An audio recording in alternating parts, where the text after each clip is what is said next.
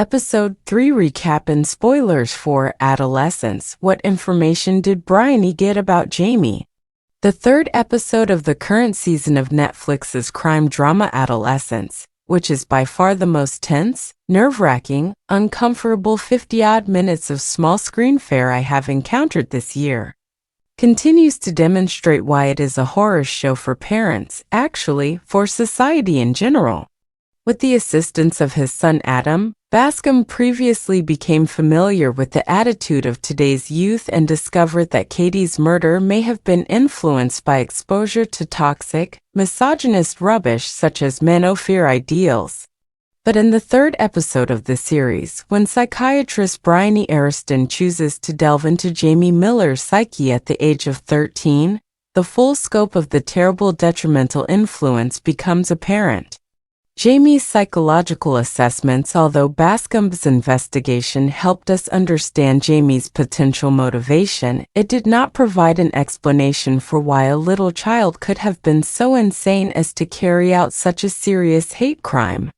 Viewers follow clinical psychologist Bryony Ariston 7 months after Jamie's imprisonment as she shows up at a detention facility where young offenders like Jamie are held until the end of their trial so the state may evaluate their conduct and better handle their issues and stop future occurrences of youthful crime of this kind. In the surveillance room, seeing the video of Jamie's recent altercation with another child, Bryony makes it clear that she wants to perform an impartial, independent psychological assessment on Jamie. At the beginning of the 6th questioning session, Jamie appears to have had a great deal of faith in Bryony. Jamie presents himself at the start of the session as a typical, innocent, and playful boy who imitates his family members while telling stories and other things.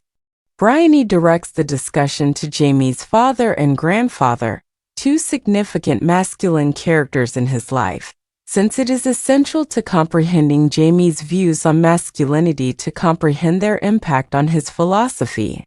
Jamie, on the other hand, interacts with Bryony in a light-hearted manner, but he is a perceptive child who understands that Bryony's opinion of him will influence his trial and his life moving forward.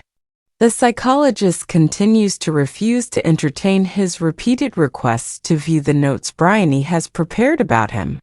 In order to convey their definitive assessment, Bryony wants Jamie to be as transparent as possible while responding to questions, rather than providing the best or most morally just answers. Jamie and his father, Eddie, have a close relationship, which was made clear in the first episode. In addition, Jamie tells Bryony that his father is a good man who occasionally loses his temper, but not to the point where it endangers his family. Jamie almost breaks down as he talks about Eddie's sadness at not being able to play well in football games, which demonstrates his need to get approval from his father. Jamie seems annoyed by Bryony's refusal to comfort the child with sweet words like other grown-ups would. According to his understanding, throughout their session, he was in charge, and the psychologist would understand him and say whatever he needed to hear, maybe just like the former counselor had done. What caused the session to go wrong? Jamie most likely believed that by following Bryony's instructions, he would be able to obtain what he desired, in this case, the opportunity to leave this prison and be with his family again. But Jamie loses his temper when he discovers that Bryony won't comply with his demands and that he can't read her the way he thought he could, slapping the cup of hot cocoa she had brought him and hurling a curse at Bryony. Although Bryony maintains her composure and prevents Jamie from ever feeling like he has taken control of her, the pressure is evident in her face as she takes a break. In order to find the base of the issue, Bryony goes to the surveillance room to see if she can figure out what irritated Jamie. Jamie seems contrite as Bryony rejoins their session, expressing regret for his behavior in an attempt to alter her viewpoint. Following conversations about Jamie's family life, Bryony now turns the topic to Jamie's perspective on women. Toward connections. Jamie's statement that he likes women since he is not gay after all reflects a lot of the attitudes that teens his age currently hold. Jamie's responses regarding the level of intimacy he anticipates with his date feel inappropriate for a teenage guy like him, and Bryony's queries get increasingly intimate. Jamie later admits that he was lying when he tried to boast about having sex with a few girls.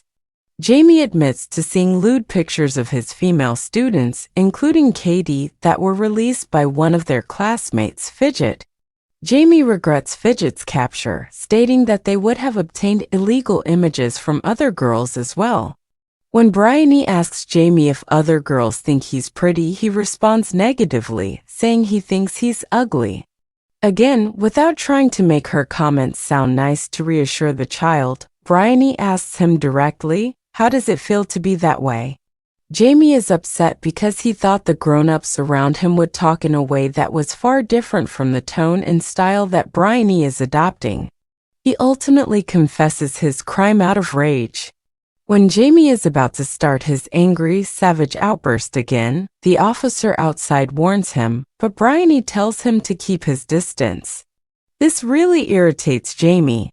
More than anything else, he is offended by watching Bryony take control of the situation.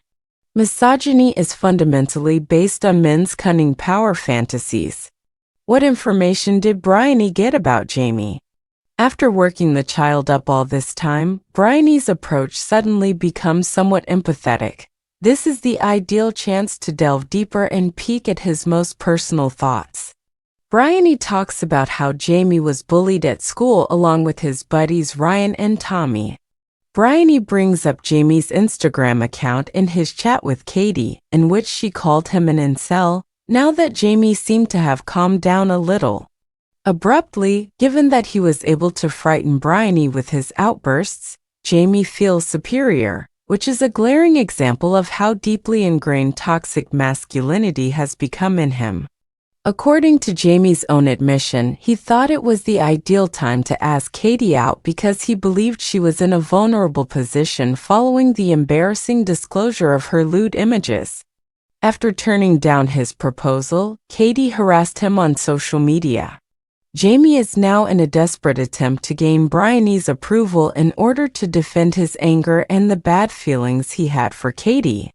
As he puts it, Jamie believes that he is a decent person because he had every opportunity to touch her that night when he tried to frighten her while brandishing a knife, but he chose not to. Jamie believes that he is superior to the other males because he did not violate his female classmate while threatening her, even if other boys would have done the same. It's difficult to take in the comment, particularly from a 13-year-old, and Bryony's expressionless eyes convey how disappointed she is. Without even realizing what he had said to Bryony, Jamie continues to eat his sandwich while she sits there in silence for a few moments. Before truly telling Jamie that this was the final session before his trial started, Bryony asks him if he understood the seriousness of death and the significance of the crime as murder.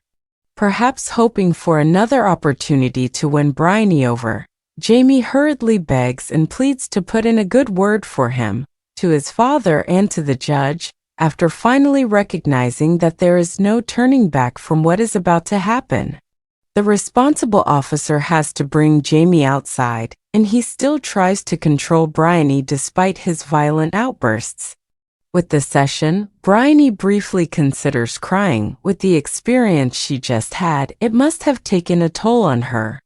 Bryony's main motivation for holding these sessions was to find out if Jamie had become more conscious after all these months and if he regretted his previous behavior.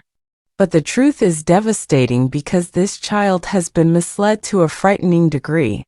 Just for this episode, young actor Owen Cooper, who played Jamie Miller, deserves a ton of praise for his ability to move fluidly across emotional spectrums and skillfully match the seasoned psychologist and verbal repartee.